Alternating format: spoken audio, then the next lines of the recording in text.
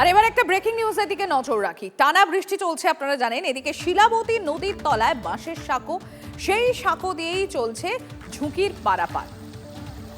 অসীম রয়েছেন আমাদের সঙ্গে, আমি একবার সরাসরি চলে যাবো অসীমের কাছে। অসীম, ব্রিজ আলাদা করে তো বোঝার উপায় নেই, কিভাবে সেখান থেকে এই ঝুঁকি নিয়ে সাধারণ মানুষ তারাই পারাপার করছে? দেখো, একেবারে সরাসরি সেই ছবিটা আমরা কিন্তু দেখাচ্ছি, ব্রিজে কিভাবে ঝুঁকি নিয়ে মানুষ পারাপার করছে। বাঁশের সাঁকো, এই বাঁশের সাঁকো কিন্তু ক্ষতিগ্রস্ত হয়েছে। যেহেতু সকাল থেকে কিছুটা হলেও জলস্তর কমেছিল, আবার জলস্তর বাড়তে শুরু করেছে। ইতিমধ্যে বিস্তীর্ণ এলাকা, পোলের বেশ কিছুটা অংশ ডুবে গিয়েছে। পোলটা কিন্তু ইতিমধ্যে বাঁশের যে এই সাঁকো কিন্তু ক্ষতিগ্রস্ত হয়েছে। সেই ক্ষতিগ্রস্ত সাঁকো দিয়ে কিন্তু ঝুঁকিপূর্ণভাবে যাতায়াত করছে। শুধু তাই নয়, যে খরস্রোতা নদী, সেই নদীর যে জলের যে আমরা ছবিটা দেখাবো, যে কি পরিমাণে যে স্রোত বইছে, সেই স্রোতে আমরা দেখাচ্ছি, ক্যামেরাম্যানকে দেখাতে বলছি সেই ছবিটা। কি যে স্রোত, সেই স্রোতের মধ্যে দিয়ে কিন্তু যাতায়াত করছে। ওই প্রান্তে রয়েছে কিছু স্কুল পড়ুয়া, সেও মনে হচ্ছে পেরিয়ে আসবে, সেই ছবিটা দেখতে পাচ্ছি।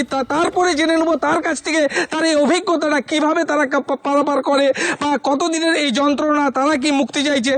সেই ছবিটা দেখলেই বুঝতে পারবে কি পরিস্থিতি। ছবি আমরা দেখতে পাচ্ছি, নদী আর বাঁশের সাঁকো পুরো এক হয়ে গেছে। মনে হচ্ছে যেন নদীর মধ্যেই বাঁশের সাঁকো তলিয়ে গেছে। এরকম ভয়ঙ্কর পরিস্থিতি। পোলের অবস্থা খুব খারাপ, যে কোনো মুহূর্তে পড়ে যেতে পারে ছাত্ররা। সাইকেল নিয়ে আসতে অসুবিধা হয়, সাইকেল গাড়ি চলাচলে অসুবিধা হয়। কতদিনের সমস্যা? বহু বছরের কাছের পোল ছিল, ভেঙে যায়, পাশের পোলেই চলাচল হয়। আচ্ছা, এই পোল কারা তৈরি করেছে? পোল আমাদের গ্রামের মানুষরাই তৈরি করেছে। কেন প্রশাসনিক ভাবে কেউ সরকার না, সাহায্য করেনি, সাহায্য হয়নি। যে কোনো মুহূর্তে তো দুর্ঘটনা ঘটতে পারে। হ্যাঁ, ঘটতেই পারে।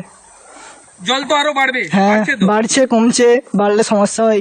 তোমরা তাহলে স্কুল পরীক্ষা যখন হয়, বর্ষাকালে তো সাধারণত পরীক্ষা হয়, এই সময় যদি এই সময় পোল যদি ভেঙে যায়, কিভাবে যাতায়াত করো? পোল ভেঙে গেলে নৌকার ব্যবস্থা রয়েছে, না হলে জলের স্তর কম থাকলে পোলের উপর দিকে যাতায়াত হয়। আরেকটা ছবি দেখাবো, দেখো এই যে পাশে একটা নৌকো যে বাঁধা রয়েছে, এই নৌকোয় কিন্তু গ্রামবাসীরা নিজেদের উদ্যোগে, নিজেদের অর্থ খরচা করে তারা কিন্তু এই নৌকো তৈরি করে রেখেছে। বছরের পর বছর এই সাঁকো, বাঁশের সাঁকো ভেঙে গেলে এই নৌকো দিয়ে কিন্তু অসীম আমরা দেখতে পেলাম, কি ভয়ঙ্কর অবস্থা আমরা দেখতে পেলাম সেটা অসীম। অত্যন্ত মানে ঝুঁকির পারাপার বলা যেতে পারে। যে কোনো মুহূর্তেই বাঁশের সাঁকো তলিয়ে যেতে পারে। নদী আর বাঁশের সাঁকো সমান হয়ে গিয়েছে। TV9 বাংলা, সুস্বাস্থ্য 2026। যাদের হাতে আমাদের প্রাণ, তাদের জানাই সম্মান। যে চিকিৎসকরা আমাদের জীবনটাকে ঘিরে রেখেছেন, তাদের সম্মান জানাবো আমরা। TV9 বাংলা হেলথ কনক্লেভ, পুরস্কার যেগুলো দিচ্ছেন তার জন্য চিকিৎসকরা উদ্বুদ্ধ হয়। স্বাস্থ্য পরিষেবায় সেরার সম্মান। দেখুন TV9 বাংলা সুস্বাস্থ্য, শনিবার বিকেল 5:25 TV9 বাংলায়। TV9 বাংলা, না দেখলেই নয়।